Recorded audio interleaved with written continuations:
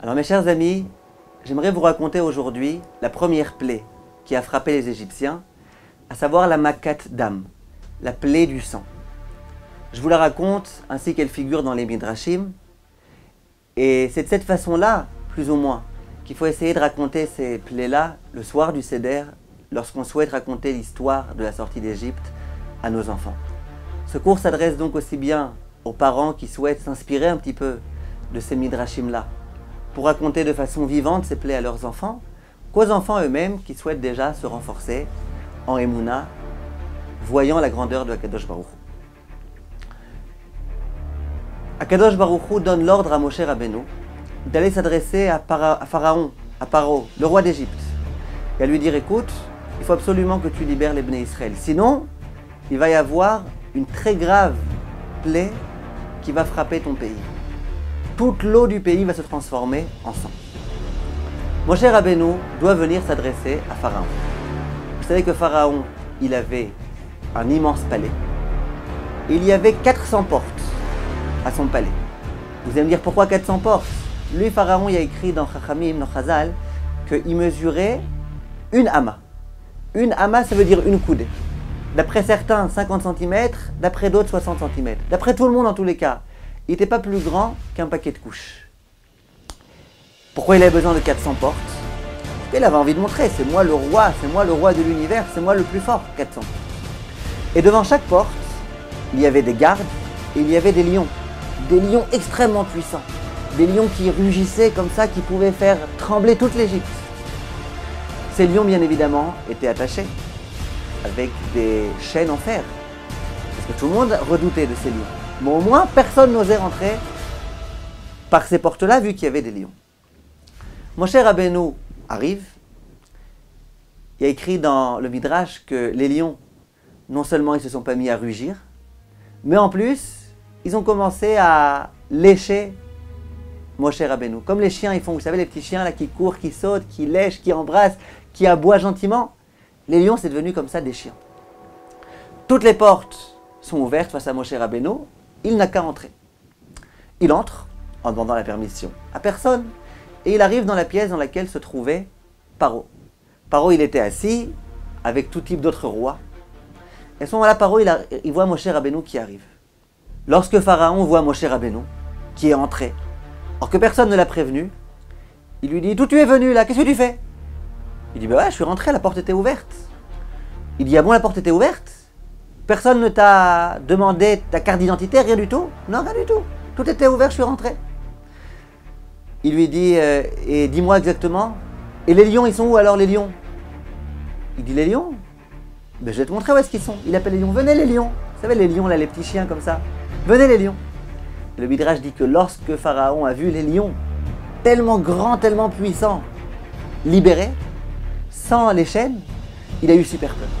Il est monté sur une chaise, et puis il a écrit que, excusez-moi de l'expression, il a commencé à avoir une fuite en bas. Il a fait pipi dans ses culottes. Il y avait tous les rois qui étaient là-bas qui voient Paro, celui qui se prétendait être un dieu. C'est un dieu qui commence à fuir. Il y a de l'eau qui coule de ce dieu. Et vous imaginez un petit peu la honte qui était celle de Paro. À ce moment-là, il lui dit: oui, que veux-tu? Moshe Rabbeinu lui dit: eh ben, tu vas devoir libérer, et rapidement, le peuple juif. Parce que sinon, toute l'eau va se transformer en sang. Le Pharaon qui dit: ah bon? Moi qui suis le Dieu, moi qui suis le Dieu de tout l'univers, tu crois vraiment que tu me fais peur? Tu crois vraiment que tu m'inquiètes? Et c'est qui ce Dieu là dont tu parles? Moshe dit: il n'y a pas de problème, je t'aurais prévu. Ce même topo, mes chers amis, se reproduit 3 semaines consécutives, jour après jour. Moshe Rabbeinu vient et il prévient Pharaon.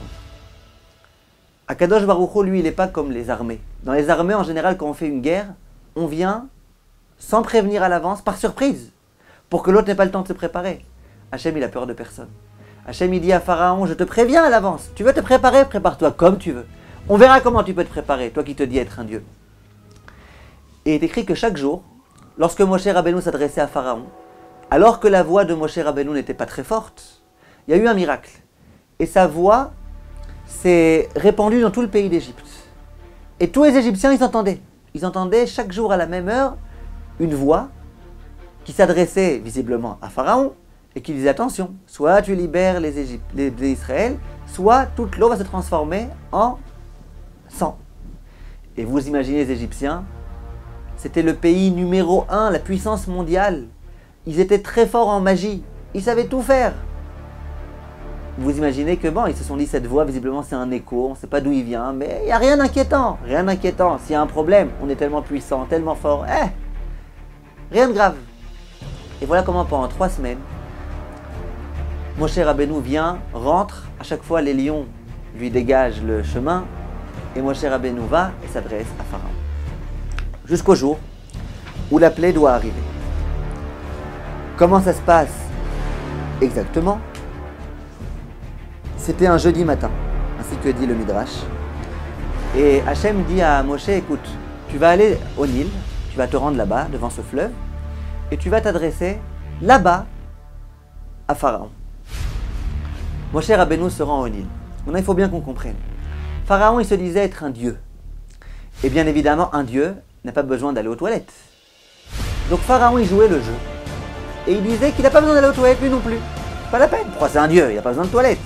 Et il se retenait toute la journée. Vous imaginez c'est quoi se retenir 24 heures? Une fois par jour, tôt le matin, il se rendait au Nil, alors que personne ne le voyait. Il allait seul, sans aucun garde, sans rien du tout. Et là-bas, il faisait ses besoins. Hachem dit à Moshe Rabbeinu, tu vas aller rencontrer là-bas Pharaon. Moshe Rabbeinu se trouve là-bas, juste au moment où Pharaon était en train de commencer à faire ses besoins. Et Pharaon aperçoit Moshe Rabbeinu. Et Moshe Rabbeinu lui dit « Bonjour, que fais-tu ici ?» Pharaon ne savait pas très bien quoi faire. Alors il lui dit « Oui, dis-moi ce que tu veux. » Alors Moshe Rabbeinu, il commence à lui parler « Comment ça va ?» Et vous savez que Moshe Rabbeinu, il bégayait. Donc quand il voulait parler, ça prenait beaucoup de temps. Et il y a Pharaon qui lui dit « Vas-y, dis-moi vite ce que tu veux, parce que je suis un peu pressé. » Et Moshe Rabbeinu, il lui dit « Ah, t'es un dieu qui a besoin d'aller aux toilettes, qu'est-ce que tu fais ici? Pourquoi t'es pressé ?» Et lui qui était en train de bouillonner Pharaon, il n'a pas eu de choix de reconnaître son aspect humain, que c'était vraiment un homme. Et Moshe Rabbeinu lui dit « Ah, c'est ça, tu te prends à être un dieu qui a besoin d'aller aux toilettes, hein?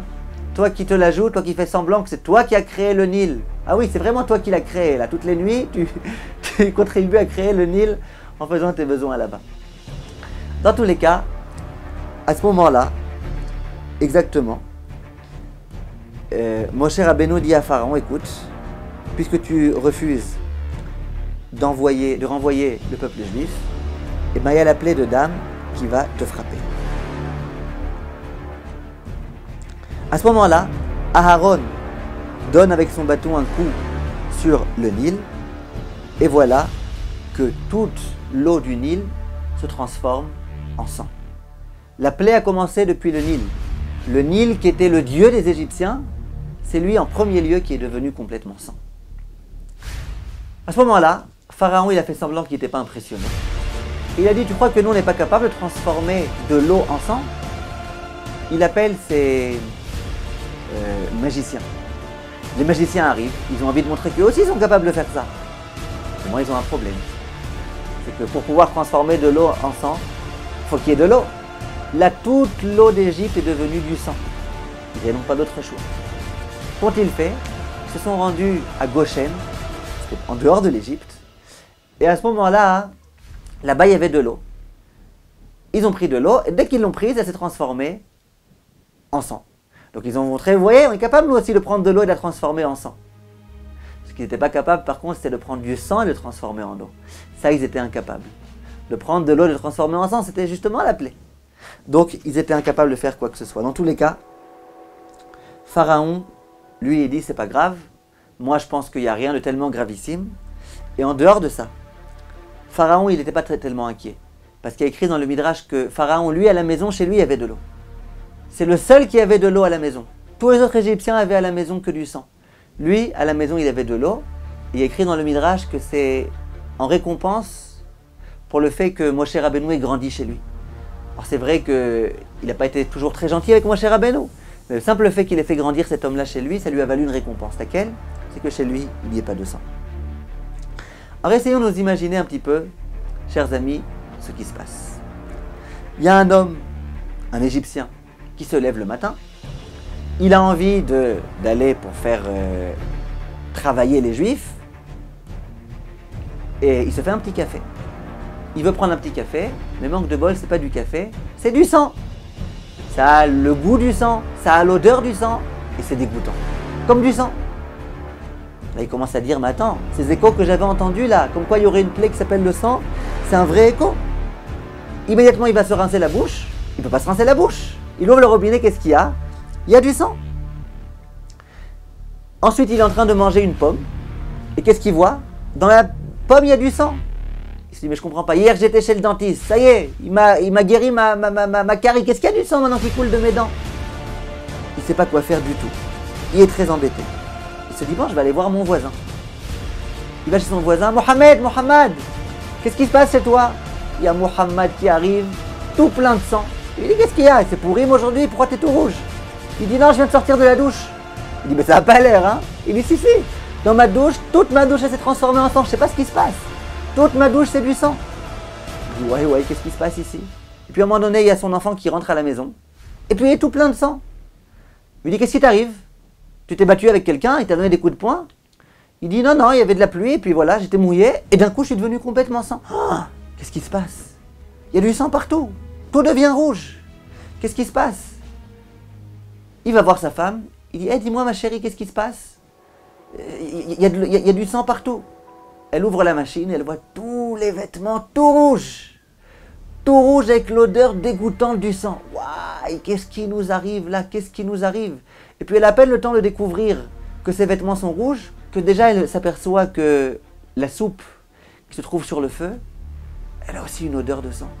Elle s'est complètement transformée en sang. Elle ne sait pas quoi faire. Tout est devenu sang. On ne peut même plus s'essuyer. On ne peut même plus se laver. Parce que quand on veut se laver, il y a du sang. Et plus que ça, même des murs, il y a du sang qui commence à couler. Même des briques, il y a du sang qui commence à couler. Waouh, que se passe-t-il? Les Égyptiens, Pharaon, il a chaque jour égorgé 300 bébés, si vous vous souvenez de ce midrash et de ce qui est écrit, pour pouvoir se baigner dans le sang des enfants d'Israël lorsqu'il avait la plaie, lorsqu'il avait, lorsqu'il avait eu sa maladie. Et bien maintenant, c'est ce qui se passe. Maintenant, il y a du sang partout. Vous voulez les Égyptiens faire des bains de sang? No problème, il n'y a aucun problème. Aucun problème. Voilà que, à ce moment-là, les Égyptiens ne savaient pas quoi faire. Ils se sont dit, bon, alors on ne peut pas boire. Alors peut-être qu'au moins, on a commencé à avoir soif. Peut-être qu'au moins, on va faire du jus. Ils prennent des oranges pour les presser. Que se passe-t-il? Le jus d'orange se transforme en jus d'orange sanguine. Tout rouge! Littéralement sanguine. Ils ne savent pas quoi faire. Ils se disent, au moins, on va essayer un petit peu d'avaler notre salive. Peut-être comme ça, on pourra se maintenir, on pourra vivre. La salive se transforme en sang. Bref, vous imaginez la cacophonie. Les enfants, ils hurlent, ils commencent à avoir soif. C'est la panique collective générale. Ils ne savent pas quoi faire. Que fait-on dans un tel cas quand on est égyptien? Eh bien, les Égyptiens, ils avaient tout type de dieux. Entre autres, les animaux, les agneaux, c'était leur dieu. Ils se sont dit, ben, on va aller supplier notre Dieu. Ils viennent voir les agneaux, et ils disent aux agneaux, les agneaux, vous pouvez faire quelque chose, regardez, tout est tout plein de sang.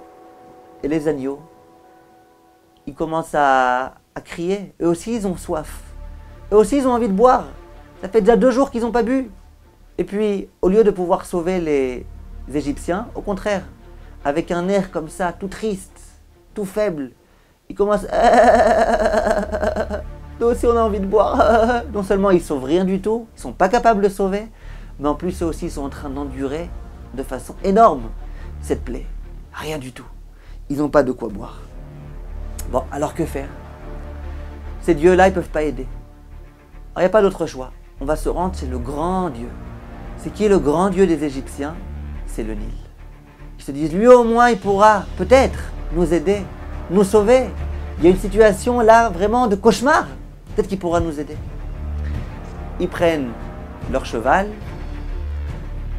il monte sur le cheval, il commence à se diriger vers le Nil. Simplement, plus il se rapproche du Nil, plus il commence à sentir une odeur. Mais une odeur Hachem Erachem, Hachem Ishmor. Et puis quand il commence à s'approcher vraiment du Nil, il y a des policiers avec des pinces à linge sur le nez qui disent non, vous ne pouvez pas rentrer, vous ne pouvez pas passer là, arrêtez-vous là. C'est un danger de mort. Ils disent pourquoi on va prier Dieu? Non, non, Dieu il a pourri. Dieu il a pourri, Dieu il est devenu complètement sang, Dieu a pourri. Le Nil était sang, les poissons qui étaient à l'intérieur sont tous morts. Les poissons qui meurent, vous imaginez un petit peu quelle odeur ça fait? Bref, même le Dieu qui était censé les aider, non seulement il ne les aide pas, non seulement il n'est pas capable de les faire vivre, mais en plus il tue les poissons qui se trouvent à l'intérieur, lui-même on ne peut plus lui faire confiance. Le Dieu qui était vraiment la confiance, celui sur qui pouvaient se reposer les Égyptiens, Walou, il n'y a plus de Dieu, il n'y a plus rien du tout, Dieu lui-même il a pourri, Dieu lui-même il est mort, Dieu lui-même il est en sang. Bon, alors que faire?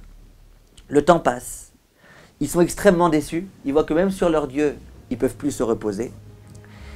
Et ils savent vraiment plus quoi faire. N'ayant pas de choix, il y a des Égyptiens qui se sont dit peut-être que l'eau salée, on va pouvoir la boire. Et effectivement, il est écrit dans le Midrash que l'eau dans laquelle il y avait du sel, elle n'allait pas devenue sang. Simplement, aller boire de l'eau salée, ça vous donne encore plus soif. Et l'eau sans sel, elle ne pouvait pas aider. Il y avait des Égyptiens qui se sont aperçus qu'en Égypte, dans cet endroit dans lequel il y avait cette plaie-là partout, les serviteurs, les esclaves juifs, eux quand ils avaient un verre et qu'ils essayaient de boire, dans le verre il y avait de l'eau. Alors ils ont été voir ce juif, ils lui ont dit « Mais qu'est-ce que tu as dans ta main ?» Il dit « T'es aveugle ou quoi ?» Il dit « Non mais t'as de l'eau ?» Il dit « Tu vois pas ?» Il dit « Mais comment ça se fait que t'as de l'eau ?» Alors le juif il dit « C'est quel est le problème ? Je me suis servi dans un tonneau, il y avait de l'eau, je me suis servi et je bois. » Il dit « Mais où t'as un tonneau avec de l'eau ?» Il dit « Viens, je te montre. » Il dit « Voilà, là j'ai un tonneau avec de l'eau. » Il dit « Ah c'est bien, alors moi aussi je vais me servir, il n'y a pas de problème. » L'Égyptien se sert, et puis immédiatement ça devient du sang. Il dit « Mais je comprends pas, tu m'as dit que c'était de l'eau, regarde, moi c'est du sang. » Alors le juif il dit « Fais voir, il prend, bam. Dès que ça rentre dans la main du juif, ça devient de l'eau. Alors l'Égyptien dit « Bon, je vais boire maintenant. » La main de l'Égyptien, ça devient du sang. Au sang, au sang, au sang. L'Égyptien il comprend qu'il y a ici quelque chose qui ne tourne pas rond. Il se dit « Bon, alors peut-être que quand c'est dans la main du juif, c'est de l'eau. Et que tant que ça restera dans la main du juif, c'est de l'eau. » Immédiatement, il donne l'ordre à son serviteur, alors regarde, moi je vais ouvrir grand ma bouche, et toi tu vas me faire rentrer l'eau dans ma bouche. Comme ça, mes mains ne toucheront pas cette eau, elles ne toucheront pas ce verre, et ça sera de l'eau, je crève de soif. Rends-moi ce service. Le serviteur qui n'avait pas d'autre choix, c'était un esclave, faut pas oublier. Il dit, il n'y a pas de problème. Il prend le verre, il commence à le servir, et dès que ça rentre dans la bouche de l'Égyptien, ça devient du sang. C'est ce qui est écrit, Al-Aïtenina mina adom adomazé. Et ça va dire, fais-moi rentrer dans ma bouche ce rouge. C'était vraiment le cas là. Du rouge, du sang. Alors il se met en colère, il dit, mais comment ça se fait? Chez toi c'est de l'eau, chez moi c'est du sang. Alors le juif dit, j'en sais rien, la vérité, j'ai rien fait, moi, j'ai rien fait pour, j'ai essayé de t'aider. Alors l'Égyptien, il a eu une idée. Il s'est dit, regarde, on va boire tous les deux du même verre. Toi, juif, tu tiens le verre. Chacun va prendre une paille. Et puis, c'est pas possible que ce même verre, ça soit et du sang et de l'eau. Pour toi, ça doit être de l'eau, tu vas boire. Oh, pour moi aussi, ça restera de l'eau. Les deux se sont mis à boire d'une paille différente dans le même verre. Dans la paille du juif, il y avait de l'eau. Dans la paille de l'Égyptien, il y avait du sang. Alors là, il n'en pouvait plus. Ces enfants qui sont en train de gémir, parce qu'ils sont tout sales, parce que ça sent mauvais à la maison, parce qu'ils crèvent de soif, ils commencent à avoir mal à la tête, ils commencent à se dessécher. Et n'oubliez pas que cette plaie elle a eu lieu durant le mois de Av. Pour vous situer un petit peu, en août. Imaginez-vous en août, en Égypte. La canicule, ça fait déjà 5 jours qu'ils n'ont rien bu. Ouah, là ça commence à devenir compliqué. Ça commence à devenir compliqué et il n'y a pas d'autre choix. Jusqu'au moment où les Égyptiens ont eu une idée. Ils ont dit peut-être que si jamais on achète cette eau des Juifs, des esclaves juifs, peut-être que ça va marcher. Et effectivement, quand ils achetaient un verre d'eau chez un juif et qu'ils payaient pour ce verre d'eau, l'eau restait de l'eau et ils pouvaient boire. Alors, le premier Égyptien qui a vu ça, immédiatement, il a été voir un Juif, et il a commencé à lui acheter. Vas-y, vends-moi un verre d'eau, s'il te plaît. Combien ça coûte? Et c'est le Juif qui décidait du prix que ça devait coûter. Si jamais l'Égyptien payait un tout petit peu moins, ça devenait du sang. Alors les Juifs, ils en ont profité.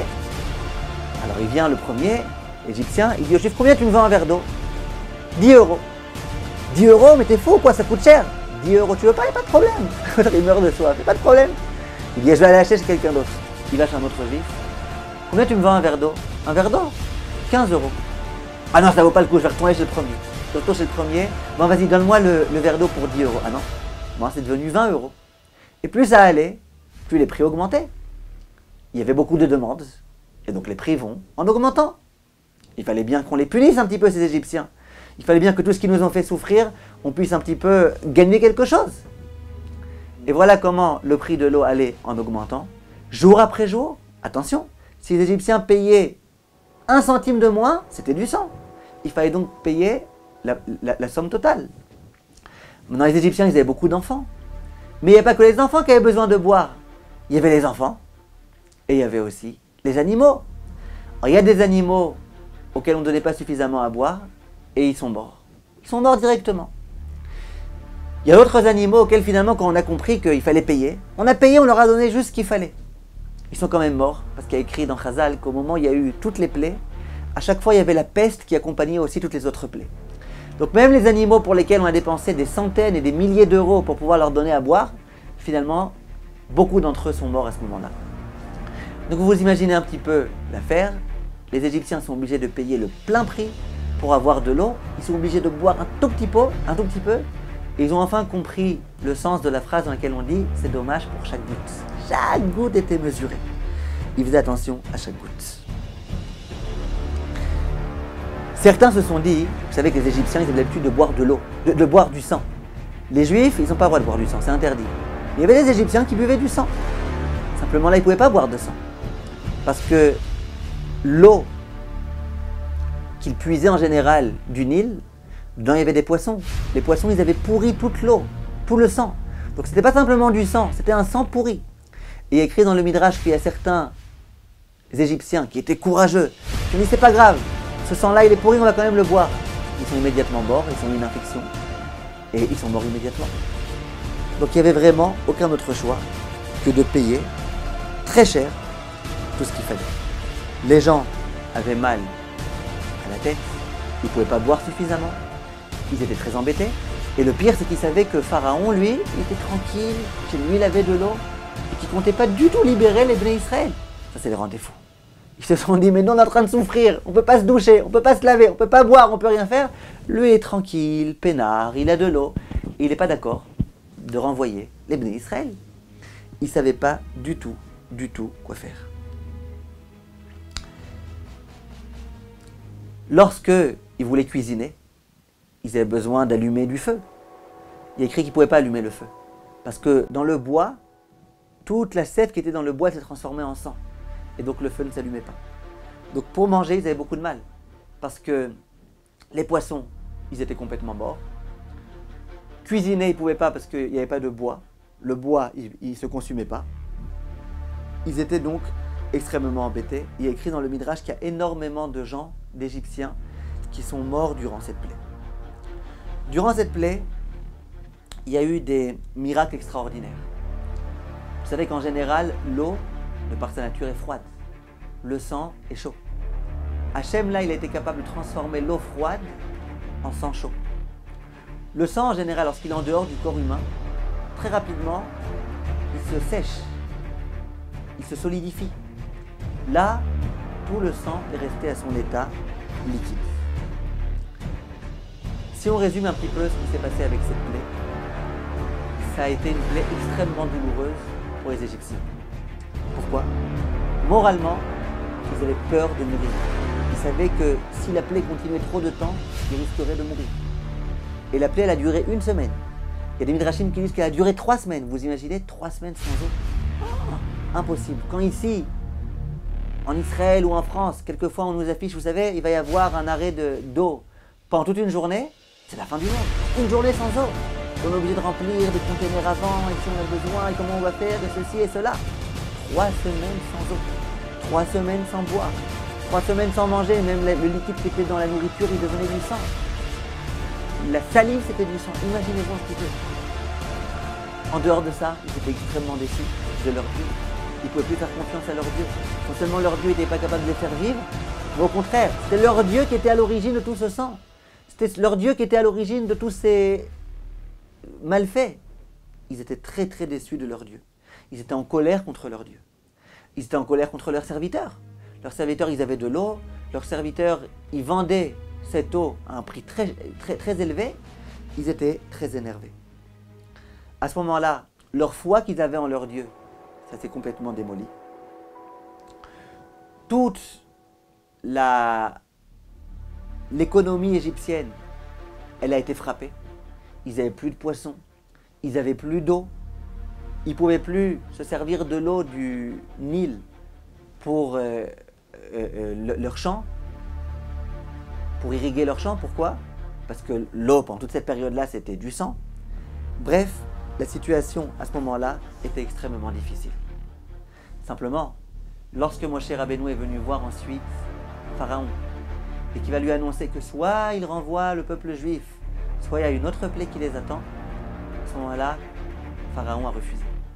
On dit en s'amusant que Moshe Rabbeinu lui dit « Alors comment c'était la plaie ?» Pharaon lui dit « C'était tout rouge. » Moshe Rabbeinu lui dit « C'était tout rouge, et bien maintenant tu vas voir tout vert lorsque les grenouilles vont arriver. » Kol Tov, et la prochaine fois on continue.